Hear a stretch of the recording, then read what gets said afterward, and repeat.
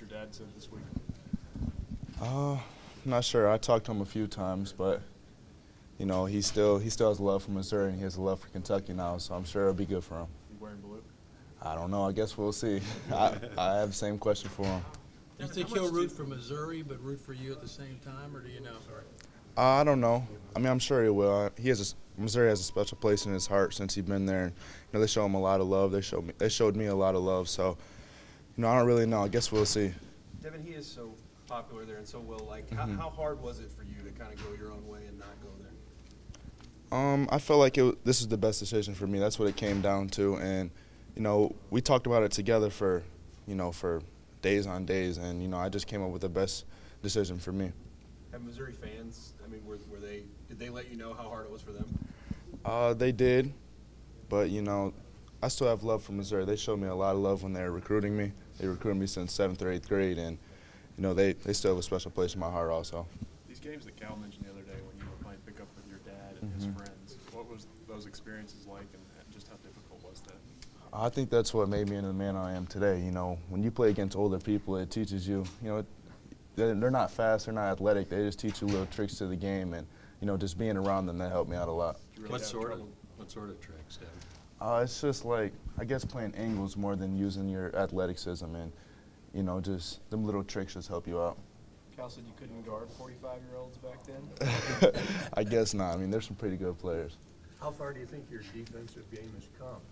I feel like it's came a long way. Me and my dad talked about it a lot in high school that, you know, when I get to the next level, I'm going to have to defend. So it's something I focus on. I figured out it's more of an effort thing than, you know, a skill. So if you just put your effort towards it, you know, it'll become easier. What did these 45-year-olds do? Did they try to overpower you? Exactly. Because I can't imagine they tried to outquick you. Yeah, it was more of post-up. You know, I was like 12, 13 then. So, you know, so yeah, so they're a lot bigger than me. But I think it'd be different now. Shooting's pretty evident in your game, but what else have you taken pride in? I got to think defense. What else has developed? I'd have to say just being more comfortable with the ball. You know, a lot of teams pick us up full court, and that's just one thing I focus on, try to relieve some pressure from Tyler and Andrew, like being another ball handler out there, getting it across half court for him and giving it to him, and then I guess that's it. How much did you sort of take what Cal Ferry said, I guess, a couple weeks, 2-3 weeks ago when he talked about what you had to do to play more and to always be that energy guy? It seems like as you've gotten chances since then, you've sort of taken that to heart, come in and be bouncy, as he said. I mean, when a coach kind of tells you and explains what needs to be done to play, you got to figure a way to do it, no matter what it is. You got to find a way to get it done if you want to play. So that's something I try to focus on and try to harness as we go. Has he recognized, acknowledged to you that he's seeing from you what he'd been asking for? Yeah, I'm hoping I definitely understand that he's seeing it because we definitely talk about it a lot. So it's just something that we both of us try to step up on. Marcus, what are some of the things that used to get you pulled quickly from a game that maybe you've improved on that have led to extended minutes? I know there's one thing about being more physical and holding on to rebounds, and that's something I really tried to